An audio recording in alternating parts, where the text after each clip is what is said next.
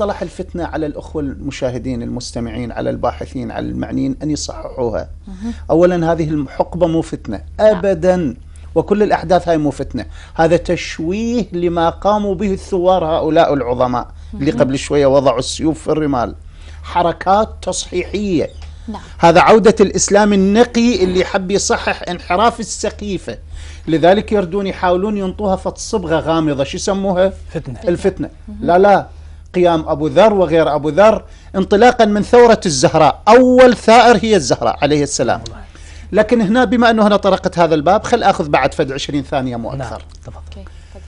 شوف فدك اللي منعوها من فاطمة الزهراء وهي ميراثها من أبوها ونحلة بالحالتين، وجابوا شاهد ما أريد أذكر وصفه، بس اللي يحب يقرأ شنو وصفه لأن الكلمة بذيئة في مصادر المسلمين. هذا الشاهد اللي يأخذون بشهادته ويرفضون شهادة وزير رسول الله علي بن أبي طالب اللي بمنزلة هارون من موسى، ويردون شهادة الزهراء اللي يرضى الله لرضاها ويغضب لغضبها اللي هو ملك ابن أس.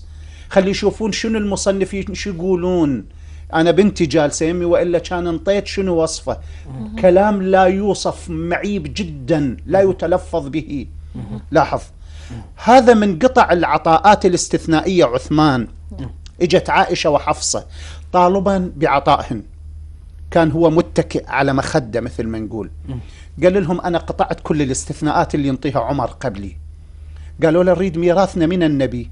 يقول المؤرخ كان متكئا فاستوى، لملم ملابسه وقعد لهم، قال لهم مو أنتم الاثنين وأبوكما جئتما بشاهد كذا وكذا، هاي اللفظة اللي ما أريد أطرق، هذا وصفه، شهد ضد فاطمة بأنها ليست لها ميراث، مو أنتم وآبائكم، شلون تطلبون اليوم ميراث؟ النبي ما يورث حسب شاهدكم تجبتوه. فإن كان يورث فالزهراء أولى، وإن كان يورث فالباب بكم أولى، يعني طلعوا برا. عاد طلعت عائشة تقول اقتلوا نعثلا فقد كفر فقد بلى، تشبه بنعثل اليهودي المعروف. هاي قضية. فدك علما انطاها نفسه عثمان، شالها انطاها المروان ابن الحكم، حرموا منها الزهراء وعلي بن أبي طالب، وتصور صارت لأعدى أعداء الإسلام اللي كانوا يعذبون المسلمين على الرمال، هي فدك صارت إلهم.